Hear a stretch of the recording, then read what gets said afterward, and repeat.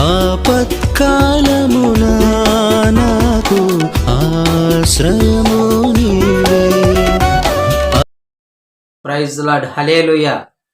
ఈ ఉదయకాల సమయన దేవుని వాగ్దానము మనతో మాట్లాడుతున్నది.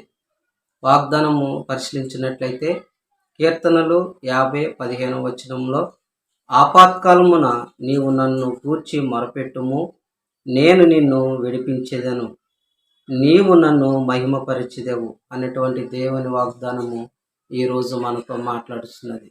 ఈ వాగ్దానం దేవుడు మన పట్ల నెరవేర్చును గాక. ఆమేన్. వాగ్దానమును ఒకసారి పరిశీలించినట్లయితే ఆపత్కాలము అనేది ఎప్పుడు, ఎవరికి, ఎక్కడ, ఎలా వస్తుందో తెలియదు. అటువంటి సమయంలో మనం ఏమి చేయాలంటే మొరపెట్టాలి. బైబిల్ గ్రంథంలో చూసినట్లయితే మరి సంసోనుకి తన భార్య ద్వారా ఆపత్కాలం వచ్చింది. అలాగే యాకోబుకి తన సహోదరుని ద్వారా ఆపత్కాలము వచ్చింది. యోసేపుకు తన అన్నదమ్ముల ద్వారా ఆపత్కాలం వచ్చింది.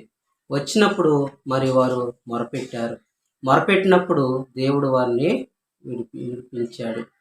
దేవుని బిడ్డలారా, బైబిల్ గ్రంథంలో దానియేలును కూడా మరి ఆపత్కాలంలో తన సింహగోణంలో వేసినప్పుడు మరి దానియేలు ఏం చేశాడంటే మొరపెట్టాడు.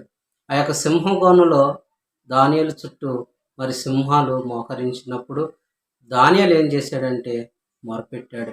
మొరపెట్టగానే ఆ యొక్క సింహాల యొక్క నోలును దేవుడు మూయించాడు. ఎంత మరి గొప్పగల దేవుడు అండి మన దేవుడు. అటువంటి దానియేలుని ఆ యొక్క సింహగోణం నుండి విడిపించాడు. దేవునికి అసాధ్యమైనది ఏది కూడా లేదు. ఈ వాగ్దానం ఇచ్చినటువంటి దేవుని బిడ్డలారా, దేవుడు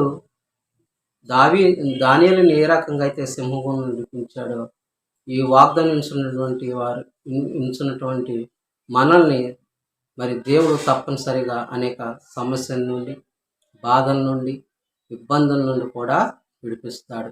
ఒకవేళ ఎటువంటి సమయంలో ఈ వాగ్దానం ఇచ్చినవేమో, నువ్వు దానియేలులాగా మొరపెట్టు, దేవుడు తప్పనిసరిగా విడిపిస్తాడు. ఒకవేళ భయంకరమైన వ్యాధితో బాధపడుతున్నావేమో మొరపెట్టు. ఒకవేళ కుటుంబ సమస్యలతో బాధపడుతున్నావేమో మొరపెట్టు. ఒకవేళ అందరూ ఉన్నా కానీ ఒకవేళ నువ్వు మరి ఏమీ లేని స్థితిలో ఉన్నావేమో మొరపెట్టు. దేవునికి అసాధ్యమైనది ఏదీ లేదు. దేవునికి సమస్తము సాధ్యమే. ఈ వాగ్దానం ఇచ్చినటువంటి దేవుని బిడ్డలారా, మనము కూడా దేవునికి మొరపెట్టుదాము. దేవుని పాదములు పట్టుకొని ప్రార్థించారు. దేవుని తప్పనిసరిగా మన యొక్క మరి సమస్య నుండి, బాధ నుండి విడిపిస్తాడు. ఈ వాగ్దానం దేవుడు దీవించిన గాక. ఆమేన్. ప్రార్థన చేసుకోండి.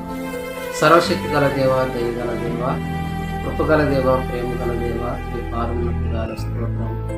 ఈ ఉదయకాల సమయంలో ప్రభా వాగ్దానంతో ఎంతగానో బలపరిచి మాట్లాడినందుకు నీకు గాల స్తోత్రం. ఈ వాగ్దానం ఇచ్చినటువంటి ప్రతి బిడ్డను కూడా దీవించండి, ఆశీర్వదించండి.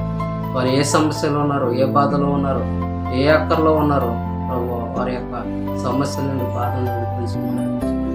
ఈ వాగ్దానం ఇచ్చినటువంటి ప్రతి బిడ్డను దీవించి ఆశీర్వదించండి. ఈ చిన్న ప్రార్థన ఆలకించండి. అందరు కూడా నా హృదయపూర్వక వందనాలు.